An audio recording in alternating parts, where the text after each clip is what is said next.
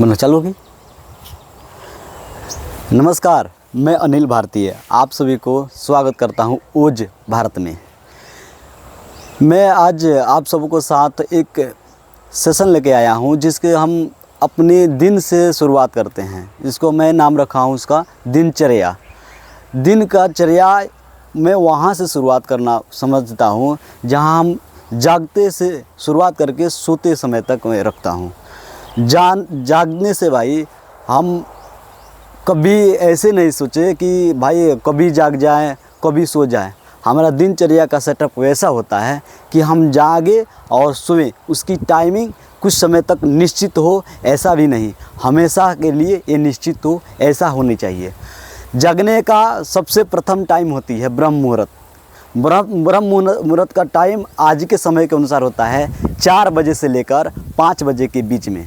4 बजे के लेकर 5 बजे के बीच में हम जागते हैं तो उस टाइम बहुत अच्छे से प्रकृति में सुहावना हवा निकलती है और प्रकृति में बहुत ऐसे जो सकारात्मक ऊर्जा होते हैं जो प्रकृति उसको इन्वॉल्व कर देती है, शामिल कर देती है और उसमें हम जीना चाहते हैं। जब देखना भाई प्रकृति में अगर हम उस टाइम उठते हैं ना तो हमारे पास अंदर सकारात्मक स्थितियाँ आती है। इसी के साथ हम शुरुआत करते हैं। उस टाइम उठे उसके बाद शौच आदि करें भाई। शौच आदि करेंगे तो हमारे शरीर फ्रेश होंगे, हमारा सकारात्मक भाव और गति से बढ़ेगी। शौच आदि करने के बाद हम व्यायाम करें। व्यायाम ये दिनचर्या की एक बहुत अहम भूमिका होती है व्यायाम करना, इसलिए कि हमारे जो शरीर में ऑक्सीजन की बहुत ज़रूरत होती है। तो ऑक्सीजन हमारे मस्तिष्क तक जाएगी तो हमारा मस्तिष्क बुद्धिशाली बनेगी। तो व्यायाम करेंगे तो हमारा शरीर मजबूत होगा। कहीं भी हम इसको इस्तेमाल कर सकते हैं, अपने काम शैली में कर सकते हैं, मन को अपने कोई चीज़ के बारे में सोचने समझने में कर सकते हैं। तो ये दिनचर्या की एक हिस्सा है।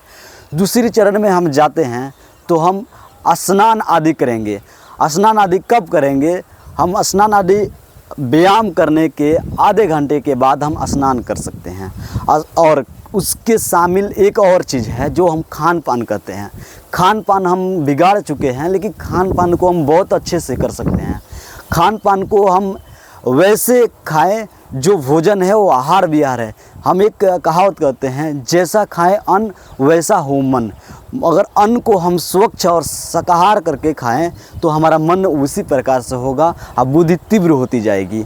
तो अन्न खाएं, वहाँ से लेकर आएँ मन को और उस तरीक़ा से पकाएं जो प्रकृति में हो। अन्न को हम स्थानीय से ले, सब्जी फल खाना भोजन जो है उसको स्थानीय और प्रकृति के निगरानी में करें। उसको प्रकृति की निगरानी में हम ऐसे समझ सकते हैं, जैसे जो वायु होती है भाई, वायु ऑक्सीजन रहते हुए हम ऑक्सीजन में रहते हुए खाना पकाएंगे तो हमारा खाना बलिष्ठ होगा। अब बलिष्ठ खाना किसी व्यक्ति के शरीर में जाएगा तो बलिष्ठ बनेगा। अब बलिष्ठ नहीं ताकतवर होगा और ताकतवर मन को भी तीव्रता बनाएगी। तो खाना सब तरीक़ा से तीव्र होगा। उसके बाद हम खाना कब खाएं? खाना खाने का बहुत अच्छा टाइम होती है सूर्य जिस टाइम से तीव्र होना चालू हो जाते हैं और तीव्रता की स्थिरता बन जाती है, उस टाइम हम खाना खाएं। जैसे में 8 बजे से लेकर 10 बजे के बीच में हम भोजन को कर लें। इस टाइम हमारे एक शरीर में एक अग्नि होती है जिसको जठर अग्नि कहते हैं और केमिकल भाषा में उसको कहते हैं HCl अम्ल, जो तीव्र होती है। और एक और चीज़ का बात को ध्यान में रखें, जब भोजन खाएं तो उस टाइम पानी ना पिएं।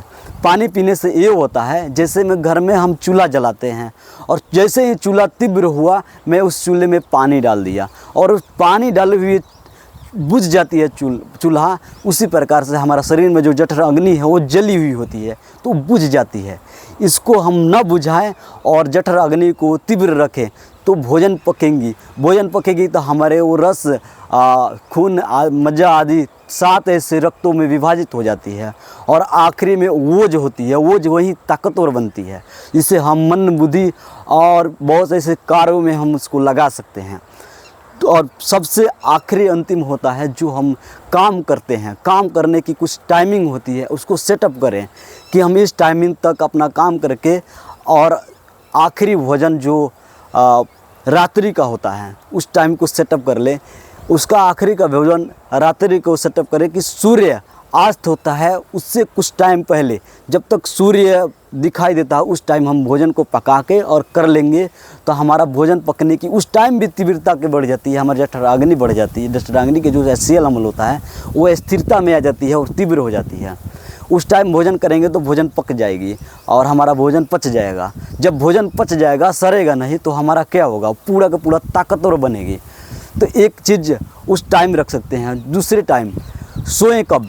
सोने का टाइम होता है 3 घंटा।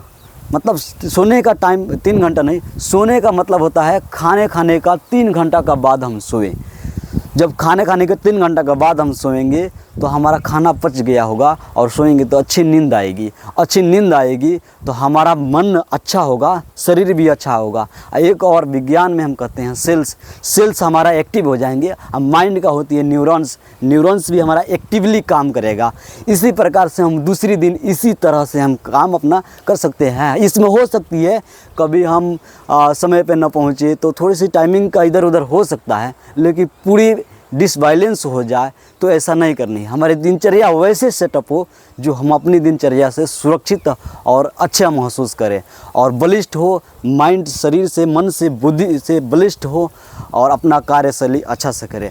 इसी के साथ मैं अपना वीडियो को और अपना इस सेशन को अंतिम करना चाहता हूँ। इसके साथ मैं आपसे आग्रह करता चाहता हूँ कि इस वीडियो को अच्छी लगी तो इस वीडियो को लाइक, शेयर एवं सब्सक्राइब करें और दूसरे इस ज़रूरतमंद व्यक्ति के पास भेजे जो ये काम आ सके और अपनी दिनचर्या इस वीडियो के अनुसार और अपने अध्ययन करें, प्रकृति से मिलजुल के रहें, उसी के अनुसार चले। मैं इस वीडियो को अंत करता हूँ। जय हिंद, वंदे मातरम।